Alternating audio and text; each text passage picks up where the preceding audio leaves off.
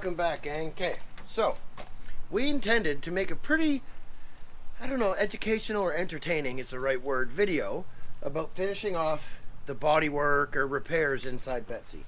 Now, I don't know if you can really tell, but where we live, we don't really have a fall. It's more like a sol, where you have summer and fall mixed together, where it's almost warm enough to still be wearing shorts, but not quite. And then you go to work on your truck and it starts pouring rain. As you can see, everything is soaking wet. And unfortunately, Betsy's not watertight. So there is some moisture in here. You can see where I started and cleaning her up to get finish off the floor, because we're going to bed line the inside of the cab to protect it now that the steps and everything have been fixed by Scott over at Cold War. Great job he did. Yeah, he did. Couldn't ask for anything better. I mean, look at this right here. That's where the gas door was. You can't even tell. And that's just a quick spray we gave it when we came home. That's nowhere even near done. So, and you'll notice too, there's a Jeep missing from here. So, well, here, I'll show you what happened with the Jeep. Just check this out.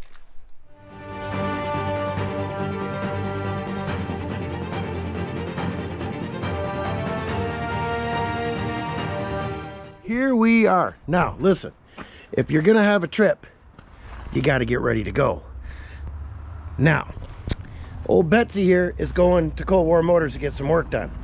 The problem we have is we kind of stacked a whole bunch of extra parts in the back of Betsy. So we need to accomplish a few things here. All this crap, well, not crap, but useful automotive components need to come out of here and go into there. Now, in order to do that, we need to use Jake's fancy cherry picker, which is in Jake's fancy Dodge Dakota.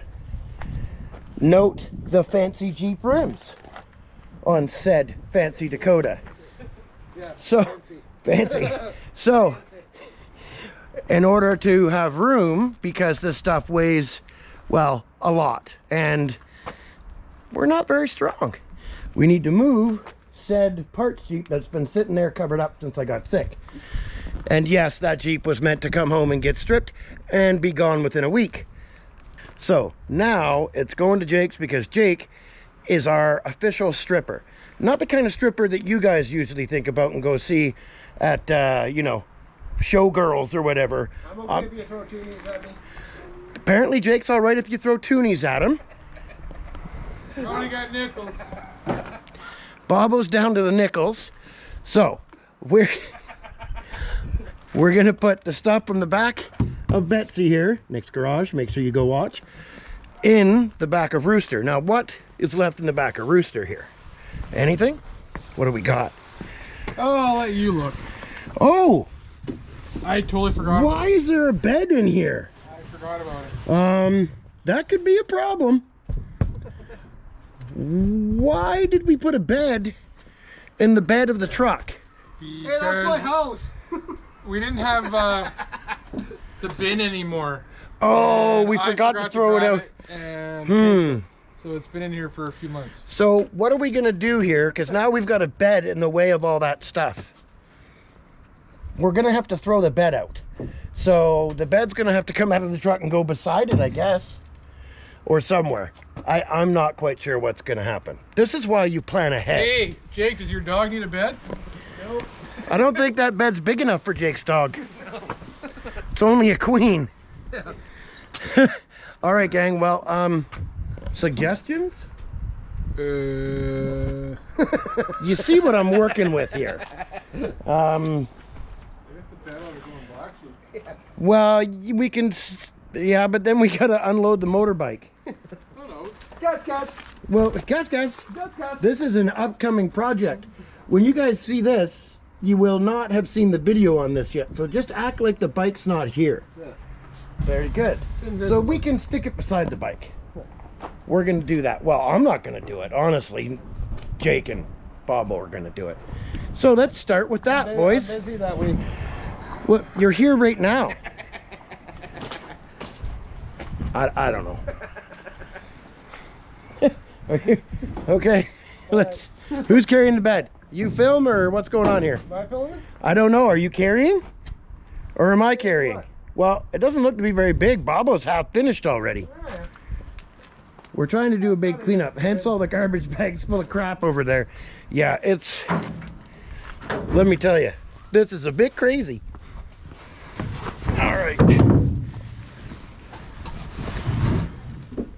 Water jugs. Oh, that's where the RV tank thing went. Oh, and there's that tailpipe we were looking for Black Sheep. Look at that. And the pressure washer end. And the extra floor mat. Wicked. See what happens when you start looking at things? All right, guys. Well, we're going to get to it. Let's go.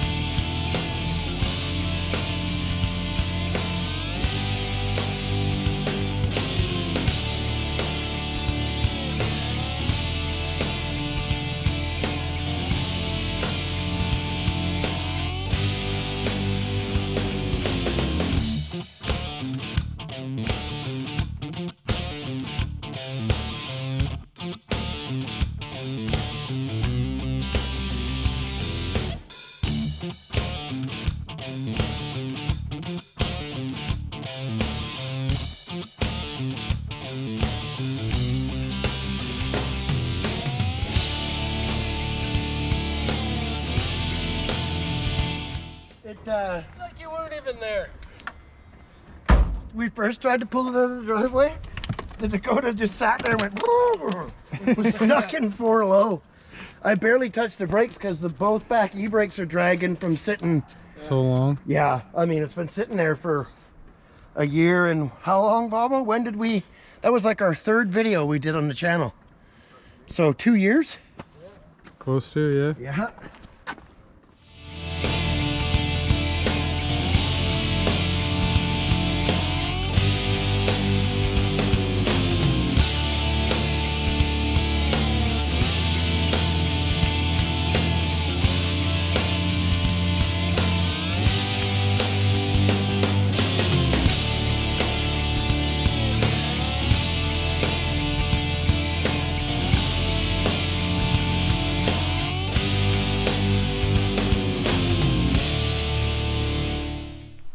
All right, so if you've been watching the channel for, I don't know, a couple of years, well, maybe not quite that long, a year, you would have seen us take the engine out of Betsy.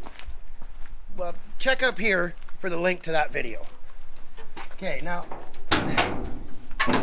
what I want to do to the engine bay, now all Mopars, it's body color. So, I got to clean, get the brake booster out. It's the same one that's in Scott's 93 Dodge. This, I got to change the master because it's going to have disc brakes in the front. And clean it all up, paint these back to black. These should be black, this will be yellow. And then we'll drop the 383 that Nick built. If you want to know how that engine got built, check the link over here and go check out Nick's channel and the 383 build and dyno runs. Now, that is the stock transmission. That's not what's going back in the truck. It's a truck heavy duty 727, but it was tired. Old Betsy actually has, I know for sure it's got 197,000 miles at least.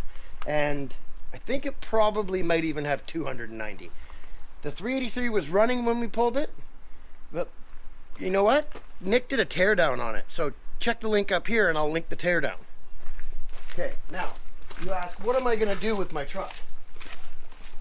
Got a Dana 60 in the back with 410 gears, works fine. I'm gonna keep that, but that's not what's staying in it.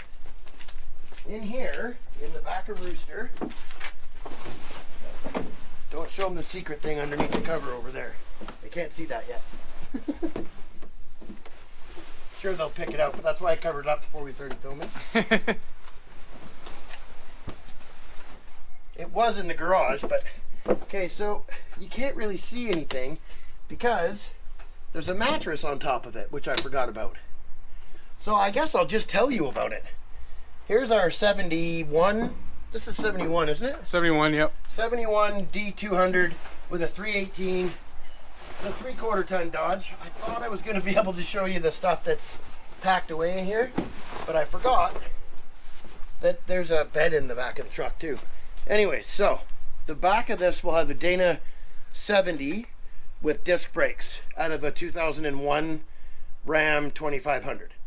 The front diff is out of a 93 Dodge. It's a Kingpin Dana 60, and there's an A518 transmission, which is essentially just a truck 727 with an overdrive. That's what's going to go in it. It's going to be awesome. I'm pretty excited about it. I got to figure out, huge shout out to John Wilburn. I'll link his channel up here as well. Thanks to him, I figured out the adapter plate for the A518 to go to the 383 big block.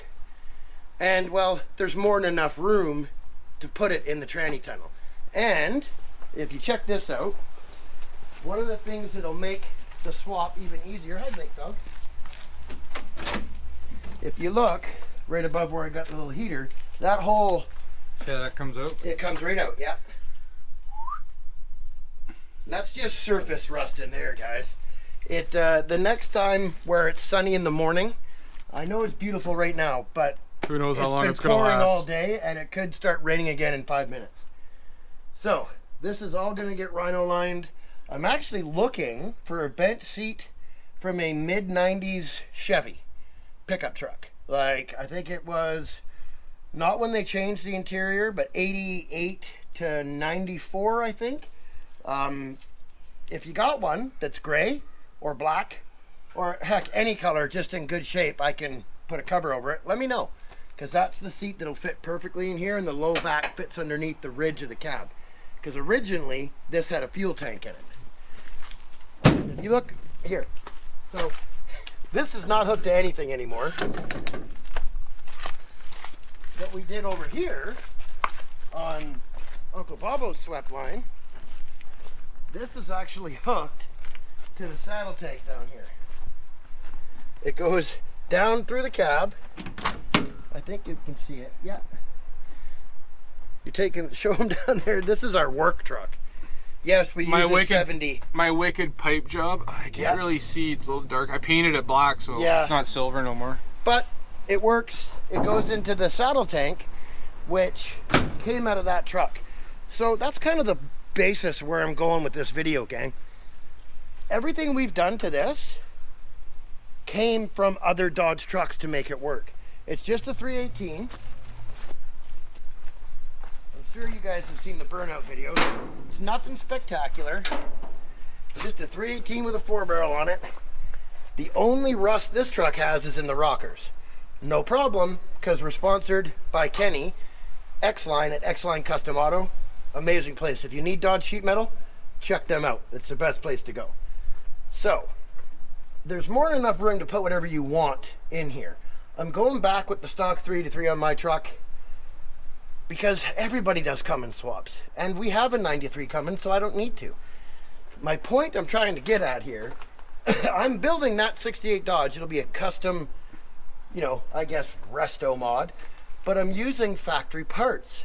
If you take the best factory parts from each model, you're good to go. It's like the guys with the old 32 Fords. 350 Chevy, turbo 350 trans.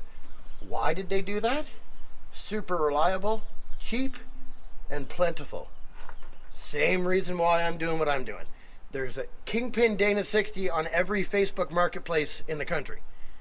And for between $500 and $1,200, if you get one, and make sure you buy one that is good to begin with. Don't buy one that needs to be completely rebuilt. You'll end up spending more money. Mine, I got a long time ago before I got sick for $700. And then I got the trans and rear end as a package deal from a truck that got parted out. So, the truck's gonna have overdrive. It'll have 355 gears in the diffs. It'll have 34-inch tires, one size up from what's on it, nothing major. And I'll be able to drive it. My plan much like we do with this one, although this old girl, it deserves another paint job. She has put in work the last year. In fact, there's a playlist all about this truck that I'll link up here. Make sure you click on it because this old girl owes nobody anything. Now, other than the rockers, this truck's been just used and used and used. It needs these rockers done at this point. It's starting to get to the point where the cab's starting to sink because this cab mount underneath here is a bit soft and the floor on the driver's side is soft. We put a patch of tin over it. Yeah, it's time. That being said, this one runs and drives. It's a driving project. That's the two different things between this truck and this truck. This one will be a project where it doesn't drive the whole time until it's finished. So we were going to do a bunch of work today, but with the moisture, it's not happening. Hopefully you enjoyed this video, bring you up to speed. And like I said, use the parts you can access. You don't have to buy brand new shiny everything. Lots of Mopar trucks and cars came with 17s and 20-inch wheels if that's what you want. Plenty of them came with big blocks. Find an old C body and you're good to go if you want a big block engine. The Dodge Cummins, now they were known for having a bad transmission, but the A518 is actually a really beefed up 727 with overdrive. Perfect for a big gas engine. It'll take all the power in the world if it's in good shape. The main reason those Cummins engines blew up the automatics in the Dodge trucks, no line pressure in the very beginning. So even an old 12 valve makes 400 foot-pounds at about 1200 RPM. So it's hitting the thing and there's not enough line pressure to really keep the trans working properly or cool. So look at the factory parts that are available before you go spending thousands on aftermarket stuff. Perfect example, Half-Ass Customs. Brent, I'll put a link to his channel up here as well. He builds everything. Mercs with LS engines and old Internationals. Makes a crew cab that didn't exist with a Cummins diesel in it. So make sure you check him out. All right, guys, stay tuned to the channel. We got a ton of stuff coming up here. I can't wait to get out to Winnipeg. Sobering has been so generous that they're flying us out to the show. Make sure you stay tuned for that, because by the time you see this, that's where we'll be. Thanks for watching, guys. Please remember to hit that subscribe button. It helps the channel out huge. Share it, like it. If you don't like it, hit dislike. Just interact with us in some way, shape, or form. It helps the channel more than you'll ever know. God bless, and we'll see you on the next.